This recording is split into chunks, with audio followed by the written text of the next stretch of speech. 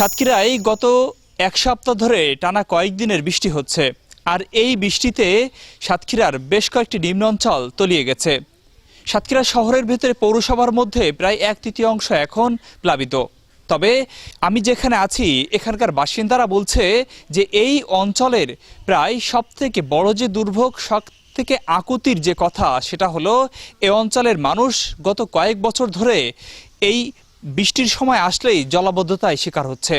অপরিকল্পিত যত্রতত্র ঘের এবং বেড়ির যে বাঁধ, এই বাঁধের কারণেই কিন্তু এই পানিগুলো পাশে যে মাছখোলা নদী রয়েছে সেখানে মিশে যেতে পারছে না, সেখানে পানি নিষ্কাশনটা হচ্ছে না। আমরা মূলত এই অঞ্চলের মানুষের সাথে, বাসিন্দাদের সাথে কথা বলবো, জানবো যে এই অঞ্চলে আসলে তারা কিভাবে আছে, আর এই যে জলাবদ্ধতাটা হচ্ছে পানির এইভাবে কত বছর এটা এবং কতটা পরিবার মূলত এইভাবে আছে। সাতক্ষীরায় কাটিয়া, গদাইবিল, কাটিয়া মাঠপাড়া, তালতলা দিয়ে শুরু করে আশপাশে যত এলাকা 600 থেকে 700 ঘর এইভাবে পানির ভিতরে প্লাবিত থাকে 6 থেকে 7 মাস। এবছর আরও 2 মাস বেশি হবে, কারণ আগাম বৃষ্টি হওয়ার কারণে এই সমস্যা।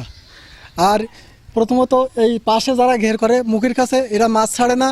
মাছ না ছাড়ার কারণে এরা চিন্তা করে লোকের মাছ যাতে উঠে আসে পানি জলাবদ্ধ করে রাখার কারণে এমন এক পর্যায়ে আসে পানি ওভার হয়ে যখন যায় মাছ লাফ দিয়ে আসে, এই ধান্দা করে এরা মাছগুলো পানি আটকায় রাখার পরে পরবর্তীতে এমন পর্যায়ে চলে যায় ঘের ভাসতে ভাসতে চলে যায়। যাওয়ার কারণে নদীতে যেতে পারে না। কোনো রকম একটু পাইপ দেওয়া, মনে করেন 6 ইঞ্চি, 7 ইঞ্চি, 8 ইঞ্চি পাইপ দিয়ে এই পানি সমস্যা কখনো সম্ভব না। এইখানে যদি 6-7 ফুট করে কাটায় রাখা হয় তাও মনে হয় পানি বেরিয়ে যাবে। সাতক্ষীরার জলাবদ্ধতা নিয়ে এই ছিল আমার কাছে সর্বশেষ তথ্য। ফারুক হোসেন রাজ, স্টার নিউজ, সাতক্ষীরা।